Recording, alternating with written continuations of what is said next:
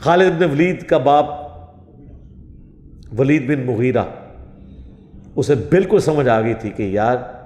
یہ عام انسان نہیں ہے، یہ کلام عام کلام نہیں ہے، پھر بھی اس نے حق قبول نہیں کیا، اس لیے اللہ کا اتنا غصہ ہے قرآن میں اس کے اوپر۔ تو اللہ تعالیٰ فرما رہا ہے کہ جب پہلی دفعہ کسی کو بات سمجھ آ جائے اس کے باوجود وہ ہٹ درمی کرتا ہے نا، پھر اللہ تعالیٰ سے بات سمجھ ہی نہیں لگنے دیتا۔ اچھا یہ اب اللہ کا فیصلہ ہے، بعض اوقات اللہ تعالیٰ کسی کو ڈھیل بھی دے دیتا ہے، اب یہ اللہ کا فیصلہ ہے کسے اس نے ڈھیل دینی ہے، دوبارہ چانس دینا ہے، اور کس کو پہلی دفعہ میں پکڑ دینا ہے۔ یہ مولوی تو سارے جھگڑے گئے ہیں پہلی دفعہ میں نے دیکھا ہے، اس کی وجہ یہ ہے کہ انہیں بالکل صحیح بات سمجھ آ گئی ہوتی ہے۔ عام آدمی کو تو پھر بھی کوئی نہ کوئی ایمبیگوٹی رہ جاتی ہے، کوئی بالکل دھندلی سی تصویر آتی ہے، وہ بیچارہ پھر سوچتا رہتا ہے کرتے کرتے۔ لیکن مجھے بتائیں جو بندہ قرآن کی آیات آدھی لکھے، آپ کیا سمجھتے ہیں یہود و نصارہ تحریف کر دیں تورات اور انجیل میں، ان پہ تو اللہ کی لعنت پڑے، اور مسلمان قرآن کی آدھی آیات لکھیں یا قرآن کی آیت لکھ کے اس کے ترجمے کو صحیح کرنے کے بعد اس کی تفسیر اس کی بالکل الٹ لکھ دیں، تو ان پہ لعنت نہیں پڑنی؟ پڑتی ہے ان پہ۔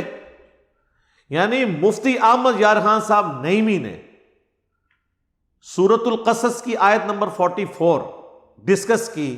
حاضر و ناصر کے مسئلے میں، ہر جگہ وہ تعویل کرتے آئے۔ سورہ ال عمران کی تعویل کی، اے نبی علیہ السلام تم وہاں موجود نہیں تھے جب وہ کلمے ڈالی جا رہی تھی کہ کون کفالت کرے گا مریم کی۔ اسی طریقے سے قرآن میں آیا کہ تم وہاں موجود نہیں تھے جب ہم نے موسیٰ علیہ السلام کو کوہ طور پہ بلایا، اور اللہ تعالیٰ یہ بات دلیل کے طور پہ مشرکین عرب کو پیش کر رہا ہے کہ یہ پیغمبر اس وقت موجود بھی نہیں تھے، تب بھی یہ پوری ہسٹری صحیح صحیح بیان کر رہے ہیں، کسی سے پڑھے ہوئے بھی نہیں ہیں،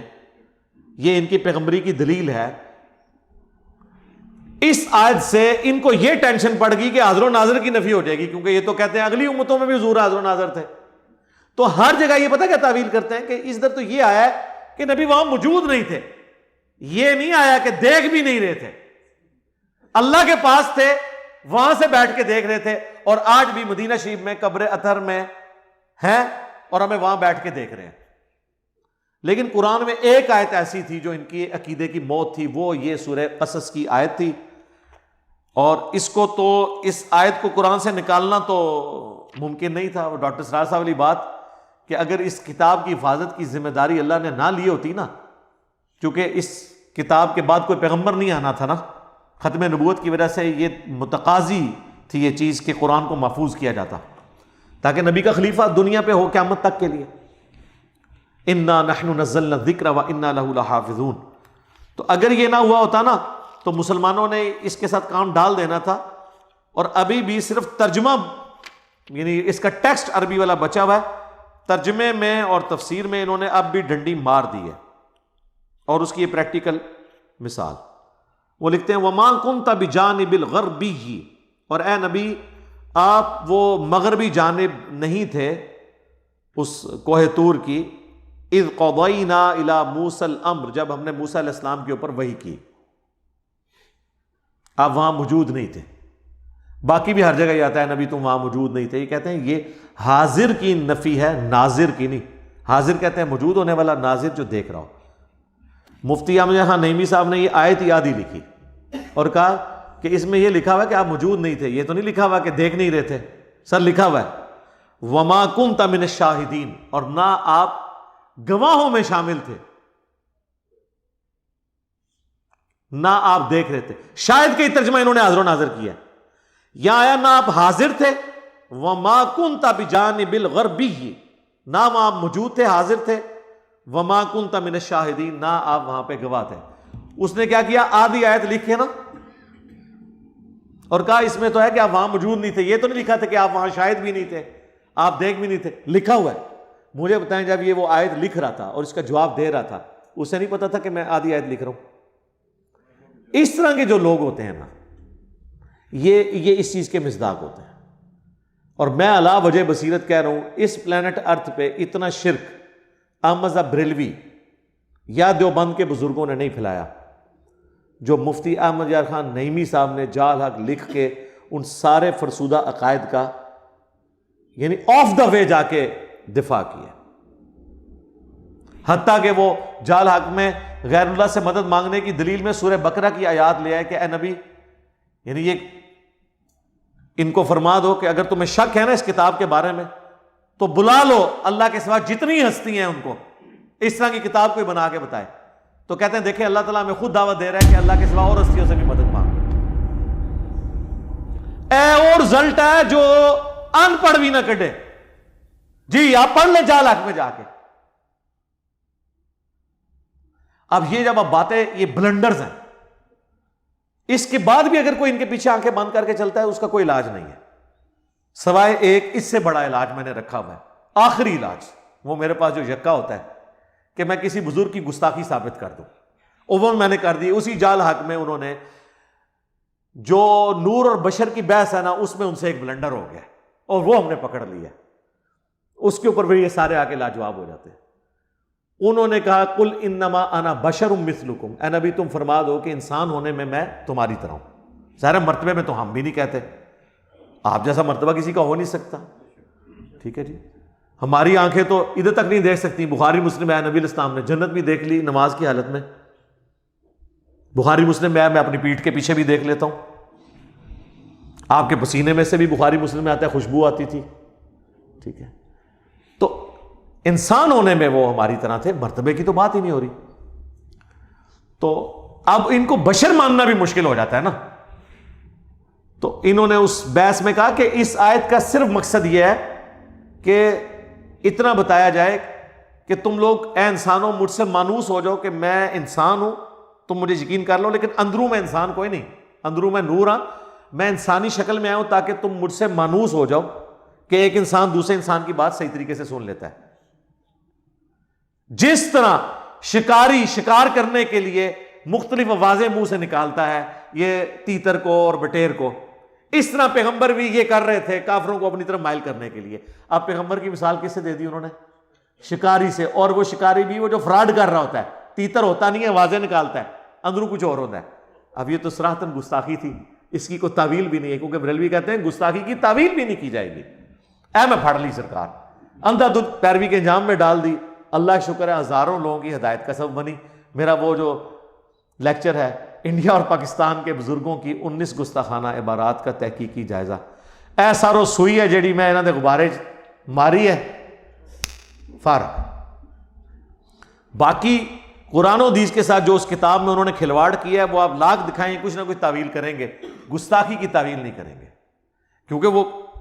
ادھر ان کو ڈر پڑ، کیونکہ ان کو پٹی یہ پڑھائی گئی ہے گستاخ نہیں ہونا چاہیے۔ دیکھ لو جی، انہوں نے خود اشرف تھانوی پہ جو حسام الرحمن میں فتویٰ لگایا وہ کس بات پہ لگایا پتہ؟ کہ اس نے کہا تھا کہ نبی کو اسی طرح کا علم غیب ہے جس طرح ایک جانور کو بھی تو چھٹی جس کے طور پہ پتہ چل جاتا ہے کیا ہونے والا ہے، اس میں نبی کی ہی تخصیص کیا؟ یہ تو اس طرح کا علم تو ہر پاگل مجنون نعوذ باللہ اور جانور کو بھی حاصل ہوتا ہے۔ تو اعلیٰ حضرت نے فتویٰ لگا دیا کہ تم نے جانوروں کے ساتھ مثال دے دی۔ سرکار تو آڑے پوتا مرید نے، یہ پوتا مرید ہے نا، اعلیٰ حضرت کے خلیفہ ہیں نعیم الدین مراد آبادی، اور ان کے خلیفہ ہیں مفتی احمد یار خان صاحب نعیمی۔ یہ نعیمی ان کی وجہ سے لکھتے ہیں، ٹھیک ہے۔ تو مفتی احمد یار خان نعیمی صاحب نے وہی کام پایا ہے جو اشرف علی تھانوی نے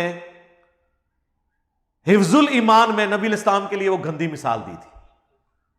یہ پکڑی گئی ہے۔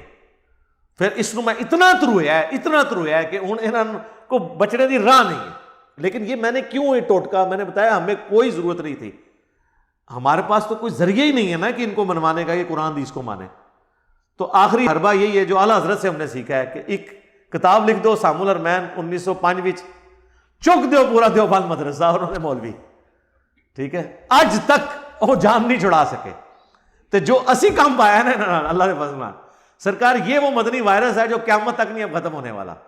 ہاں انشاءاللہ نہ یہ کوئی ویکسین ہے، ہاں یہ کوئی ویکسین بھی نہیں ہے، یہ وہ مدنی وائرس ہے،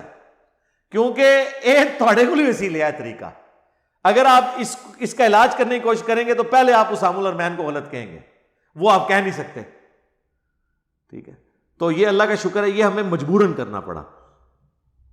تو یہ اللہ تعالیٰ فرما رہا ہے کہ ہم ان کے دلوں کو اور ان کی آنکھوں کو پھیر دیتے ہیں، کما لم یؤمنوا بہ اول مرہ، جبکہ انہوں نے بھی تو پہلی دفعہ جب حق کھلا تھا تو انہوں نے حق بات قبول کرنے سے انکار کر دیا تھا۔ وَنَذَرُهُمْ فِي طُغْيَانِهِمْ يَعْمَهُونَ، اب ہم انہیں چھوڑ دیں گے اپنی سرکشی میں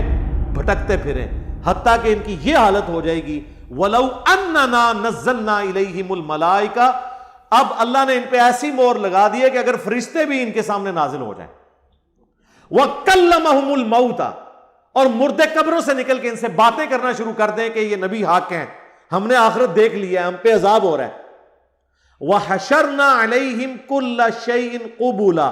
اور ہر چیز جو اللہ تعالیٰ ان سے وعدہ دیتا ہے کہ قیامت کے دن یہ ہوگا، قیامت کا منظر بھی انہیں دنیا میں دکھا دیا جائے، مَا كَانُوا لِيُؤْمِنُوا، پھر بھی یہ ایمان نہیں۔ سرکار جب اللہ مہر لگا دے، چاہے فرشتے نظر آ جائیں، مردے نظر آ جائیں، جہنم نظر آ جائے، جنت کی حوریں نظر آ جائیں، جب اللہ نے کسی کے اوپر مہر لگا دی ہے تو اسے ہدایت نہیں ملتی۔ لہذا مولویوں کی، بزرگان دین کی ٹینشن نہ لیا کریں، جنہاں دی مت اللہ نے مار دیتی ہے اس وجہ نال کہ انہوں نے اپنے پیغمبر کے ساتھ غداری کی، عزتیں اویل کی رسول اللہ کے نام پر، سواریاں سوار کی اپنی گاڑیوں میں انہوں نے خانقاہوں میں مکے مدینے کے نام پر، اور اتاری جا کے جناب اجمیر شریف، بغداد شریف، دیوبند شریف، بریلی شریف،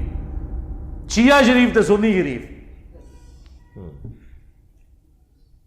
الا ان یشاء اللہ، ہاں مگر اللہ ہی کسی کو زبردستی ہدایت دے دے کہ اسے آخری وقت میں کوئی بات سمجھ آ جائے، وہ الگ بات ہے، ادروائز جب مہر لگ، یعنی یہ وہ مہر ہے، یہ وہ سیل ہے جس کو اللہ کھول سکتا ہے، کوئی خاص کسی پہ کرم ہو جائے تو وہ ہو بھی جاتا ہے سرکار۔ وہ صحیح مسلم میں حدیث ہے،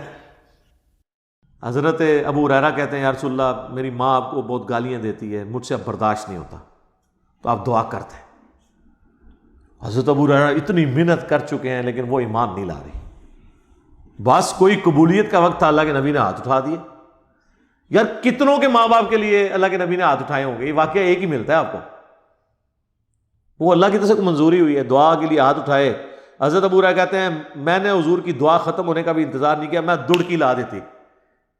کہ اللہ کے نبی کی دعا پہلے ختم ہوتی ہے یا اسے قبولیت پہلے ملتی ہے۔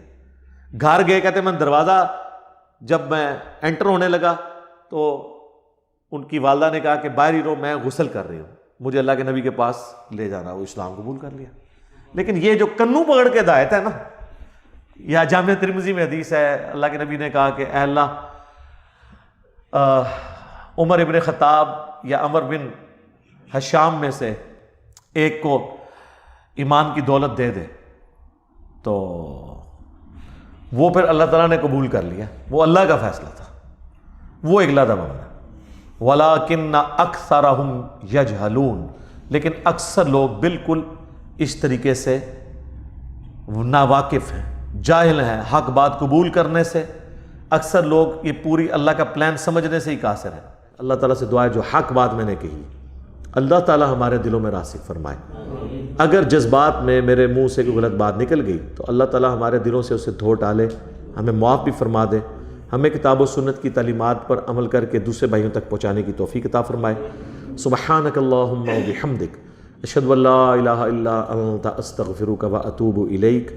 وما علینا الا البلاغ المبین۔ جزاکم اللہ خیرا۔